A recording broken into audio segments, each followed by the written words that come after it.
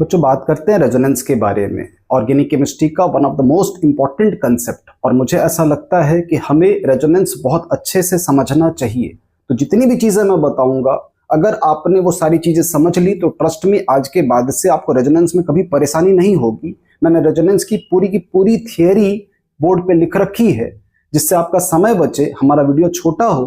तो बच्चे रेजोनेंस क्या होता है, अगर हम इसको समझना चाहें तो सबसे पहले आपको समझना होगा ओजोन का स्ट्रक्चर। आप सोचना, ओजोन के स्ट्रक्चर को हम दो तरीके से बना सकते हैं, जैसा कि मैंने यहां बताया है।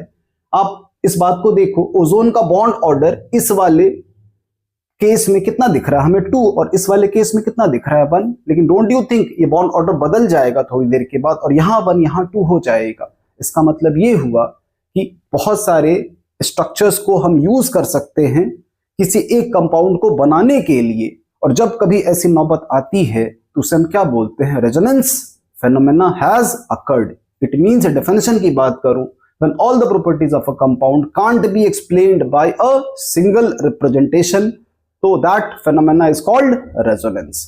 और दूसरी चीज इसमें ध्यान रखना, रेजोनेंस अगर है तो उस पर्टिकुलर कंपाउंड में बॉन्ड ऑर्डर फ्रैक्शन में आएगा। जैसे मैंने यहाँ एग्जांपल में बताया है, कार्बोनेट के केस में बॉन्ड ऑर्डर जो मुझे देखने को मिलता है 1.3, बेंजीन के केस में जो मुझे बॉन्ड ऑर्डर देखने को मिलता है दैट इज 1.5, और ओजोन के केस में मुझे बॉन्ड ऑर्डर देखने को मिलता है 1.5।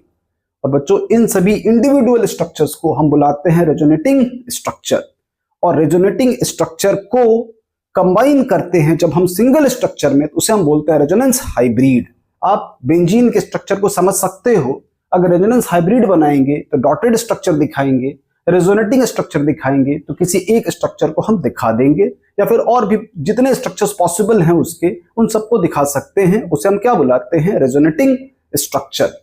इतनी मेहनत के बाद अब हमें ये बात समझ आनी चाहिए कि बच्चे रेजोनेंस के लिए सबसे इंपॉर्टेंट कंडीशन क्या है। तो बच्चों, रेजोनेंस के लिए सबसे इंपॉर्टेंट कंडीशन ये है कि आपके पास मिनिमम 2p ऑर्बिटल्स या फिर 3p ऑर्बिटल्स, कह सकते हो एटलीस्ट 2p और 3p। बच्चे सबसे पहले 3p की ही बात करते हैं। 3p ऑर्बिटल का मैंने एक दो एग्जांपल लिया हुआ है। जैसे ये कार्बन है, ये कार्बन है, इन दोनों के बीच कैसा है, डबल बॉन्ड, और बगल में जो कार्बन उसके पास पॉजिटिव चार्ज है। तो बाय डिफॉल्ट इनका ऑर्बिटल p ऑर्बिटल ओवरलैप तो कर ही रहा होगा। ये जो C पॉजिटिव कार्बोकेटायन है उसका ऑर्बिटल वेकेंट पड़ा होगा। लेकिन जरा विजुअलाइज करना, जब ये दो p ऑर्बिटल्स ओवरलैप कर रहे होंगे, साइड में p ऑर्बिटल ये पॉजिटिव चार्ज लेके पड़ा होगा, तो बाय डिफॉल्ट बच्चे इन तीनों p ऑर्बिटल्स का क्या हो जाता है, ओवरलैप, साइडवाइज ओवरलैप। और इसी फेनोमेनन को हम कहते हैं बच्चे resonance. It means p orbitals का साइडवाइज ओवरलैप ही रेजोनेंस होता है। एक एग्जांपल मैंने पॉजिटिव पे बताया, एक एग्जांपल मैंने नेगेटिव पे बताया है। C डबल बॉन्ड C और फिर C पे नेगेटिव, यहां भी ओवरलैप होता है। थोड़ा समझना बस कि जब भी इलेक्ट्रॉन्स मूव करते हैं ना बच्चे, तो there must be some cause. जैसे इस केस में पॉजिटिव से अट्रैक्शन हुआ, तो इलेक्ट्रॉन फ्लो किधर कर जाएगा, राइट हैंड साइड को। और यहां पर लोन पेयर की वजह से रिपल्सन हुआ, तो इलेक्ट्रॉन फ्लो किधर हो जाएगा, लेफ्ट हैंड साइड को। अब इसके बाद एक और एग्जांपल मैंने बताया है, जहां पर दो p ऑर्बिटल्स अगर पैरेलल हैं तो रेजोनेंस कैसे हो सकता है। यहां देखना, C पे पॉजिटिव और O पे एक लोन पेयर। तो बच्चे ये दो ऑर्बिटल्स अगर ओवरलैप कर गए तो यहां पर भी एक फेनोमेनन एग्जिबिट हो रहा है, that is called resonance. Hope आपको रेजोनेंस की सबसे इंपॉर्टेंट कंडीशन समझ आई। इसके अलावा रेजोनेंस की और भी कंडीशंस हैं, उनको भी समझते हैं। बच्चों, सेकंड कंडीशन हम कह सकते हैं प्लेनैरिटी। देखो, to be very honest, condition सिर्फ और सिर्फ p ऑर्बिटल वाली ही है। अब उसी कंडीशन को हम अलग अलग नाम से बताते रहते हैं। जैसे ये जो प्लेनैरिटी वाली कंडीशन मैंने लिखी है, इसमें अंडरस्टूड है कि जितने भी एटम्स रेजोनेंस में पार्टिसिपेट करेंगे उन सबका प्लेन सेम होना चाहिए। बेस्ट एग्जांपल है बच्चे बेंजीन। 6 के 6 कार्बन एटम्स इस बोर्ड के प्लेन पर ही पड़े होंगे, और उन 6 कार्बन एटम्स के जो p ऑर्बिटल्स होंगे वो कैसे होंगे, इस प्लेन के परपेंडिकुलर। वो आपको विजुअलाइज होना चाहिए।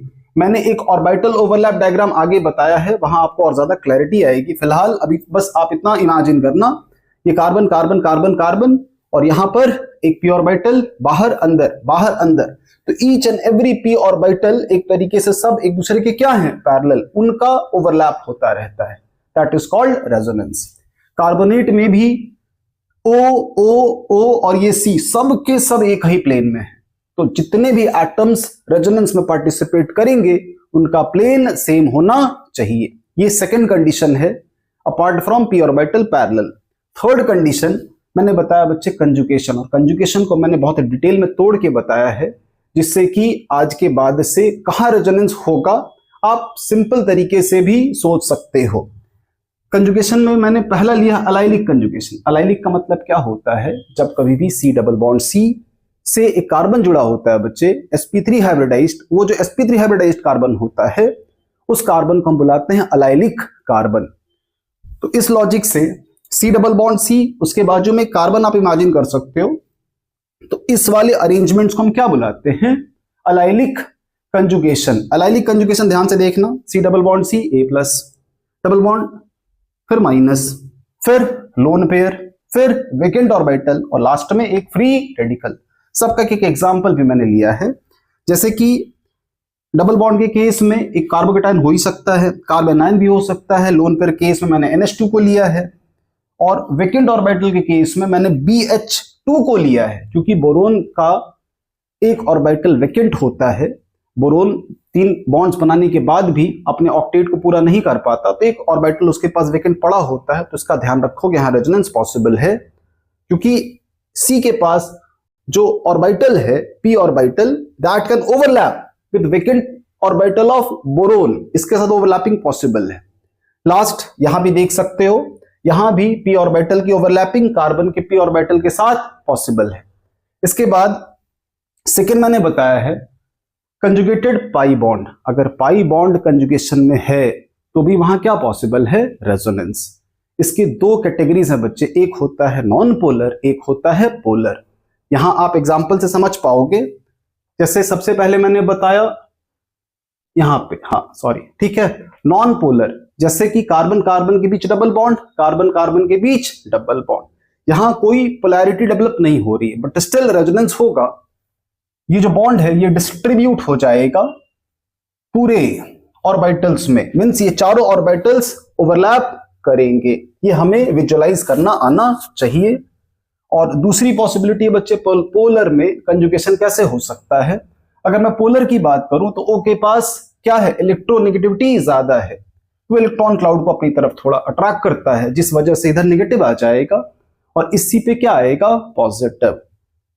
ये साइड वाइज ओवरलैप आपको दिख के आना चाहिए। तो इससे मैं बुला सकता हूं कंजुगेटेड पाई बॉन्ड वाला केस। तो ये आई थिंक 2 केस बहुत क्लियर है। तीसरा केस मैंने लिया है बच्चे lone pair adjacent to vacant orbital. मैंने कंडीशन में इसको डिस्कस किया था बट स्टिल एग्जांपल मैंने वापस यहां कोट कर दिया है। CH2 प्लस OH, वो अपना लोन पेयर C के वेकेंट ऑर्बिटल को ऑफर करता है, क्योंकि ये दोनों ऑर्बिटल्स कैसे हैं, पैरेलल। और जहां कहीं भी केमिस्ट्री में 2 p ऑर्बिटल्स पैरेलल दिखे, there is a case of overlap. हो सकता है सर ओवरलैप, तो इसका रेजोनेटिंग स्ट्रक्चर ये बना सकते हो आप। फिर कुछ रूल्स मैंने बताए हैं। रूल्स में बहुत बेसिक से रूल्स हैं कि ऑक्टेट को आप वॉइड नहीं करोगे, किसी भी रेजोनेटिंग स्ट्रक्चर को बनाओगे ऑक्टेट रूल का ध्यान रखना पड़ेगा। जैसे मैंने एग्जांपल लिया है नाइट्रोइथीन में, नाइट्रोइथीन बनाना इजी है बच्चे, यहां बहुत मिस्टेक करते हैं, उन्हें लगता है नाइट्रोजन के पास प्लस है, O के पास माइनस है, तो एक और बॉन्ड बना दो आप। बच्चे आप नाइट्रोजन के 5 बॉन्ड्स तो नहीं बना सकते। नाइट्रोजन मैक्स टू मैक्स कितना बॉन्ड बनाएगा, 4, जिसपे उसके ऊपर एक पॉजिटिव आएगा ही आएगा। ये ध्यान रखना, ये सही है ये गलत है। इसके अलावा दूसरा रूल मैंने बताया है, each RS must have same number of unpaired electron. यहां पर देखना, अगर 2 पाई बॉन्ड है तो अनपेयर्ड इलेक्ट्रॉन 0 है। यहां पर मैंने एक बॉन्ड शिफ्ट कर दिया, सपोज इस बॉन्ड को मैंने यहां शिफ्ट किया, इस बॉन्ड को मैंने इस कार्बन के पास शिफ्ट किया, तो इस कार्बन पे क्या आया, नेगेटिव। ये बॉन्ड यहां आया, यहां आ गया डबल बॉन्ड, तो बच्चे पॉजिटिव नेगेटिव ये वैलिड है, इसमें कोई दिक्कत नहीं है, क्योंकि यहां भी अनपेयर्ड इलेक्ट्रॉन कितना है, 0। लेकिन ये नीचे वाला स्ट्रक्चर, अगर किसी के दिमाग में आइडिया आए कि सर इस बॉन्ड का इलेक्ट्रॉन इस बॉन्ड का इलेक्ट्रॉन पेयर हो जाए और ये अनपेयर्ड, क्या ऐसा पॉसिबल है, तो बच्चों ऐसा पॉसिबल नहीं है। Unpaired electron must not change, ये ध्यान रखना। इसके अलावा अगर मैं तीसरे साइड की बात करूं, पोजीशन ऑफ एटम को आप चेंज नहीं कर सकते। पोजीशन ऑफ एटम चेंज नहीं कर सकते, इसका मतलब क्या है? देखो, जैसे CH3CHO ये है इथेनल, इसका टॉटोमेरिज्म आप ऐसा बना सकते हो डबल बॉन्ड CC के बीच में, और यहां से एक हाइड्रोजन O के पास पहुंच गया, तो देखने में क्या लगता है RS है, लेकिन ये RS नहीं है। क्यों नहीं है? हाइड्रोजन की पोजीशन चेंज हो गई। तो आप किसी एटम की पोजीशन चेंज नहीं कर सकते किसी भी RS को बनाने में। इसके अलावा बच्चे, plus minus on addition atoms, अगर मान लो RS बनाते वक्त हो सकता है आपके दिमाग में आए कि sir this atom can be positive, this atom can be negative, लेकिन वैसे RS को हम अवॉइड करते हैं। जैसे एग्जांपल CH3CHO, C पे प्लस O पे माइनस, ऐसा बन सकता है नो डाउट, लेकिन सच RS will not be taken into consideration, हम इसको अवॉइड करेंगे। उसके बाद बहुत इंपॉर्टेंट टॉपिक है बच्चे ऑर्बिटल ओवरलैप डायग्राम। जैसा कि मैंने बताया था, रेजोनेंस का जो कह सकते हो सबसे इंपॉर्टेंट पार्ट है वो ऑर्बिटल ओवरलैप ही है। मैंने बेंजीन का ऑर्बिटल ओवरलैप डायग्राम बनाया है, थोड़ा विजुअलाइज करना, खुद से ही बना के देखना। कार्बन 6 बना लेना, हर कार्बन के पास एक परपेंडिकुलर p ऑर्बिटल होगा जिसको मैंने ड्रॉ किया है, और ओवरलैपिंग कैसे होगी? ऊपर वाले की ओवरलैपिंग ऊपर वाले के साथ। एक ग्रीन रिंग आपको ऊपर में दिख जाएगी और वैसी एक ग्रीन रिंग नीचे दिख जाएगी, और बच्चे जो ब्लू रिंग है ये सिग्मा बॉन्ड है जिससे 6 के 6 कार्बन कनेक्टेड है। तो इसको कहते हैं बच्चे ऑर्बिटल ओवरलैप डायग्राम। एक और स्ट्रक्चर मैंने इसका ऑर्बिटल ओवरलैप बना रखा है, इसको बहुत आप कह सकते हो बहुत स्पेशल है। कारण क्यों जानते हो? ये जो नाइट्रोजन है, दिस नाइट्रोजन इज डीलोकलाइज्ड, ये रेजोनेंस में पार्टिसिपेट कर रहा है। इसका मतलब ये है कि ये जो लोन पेयर पड़ा है ये p ऑर्बिटल में पड़ा है, और p orbital takes part in resonance, या फिर p ऑर्बिटल की ओवरलैपिंग होती है। लेकिन यहां जो लोन पेयर पड़ा है वो हाइब्रिडाइज्ड ऑर्बिटल में पड़ा है, और हाइब्रिडाइज्ड ऑर्बिटल में होने की वजह से this orbital is on the plane of board, और जो ऑर्बिटल रेजोनेंस में पार्टिसिपेट कर रहा है वो परपेंडिकुलर है बोर्ड के प्लेन से। तो बच्चे इसका पार्टिसिपेशन नहीं होगा और इसका पार्टिसिपेशन हो जाएगा।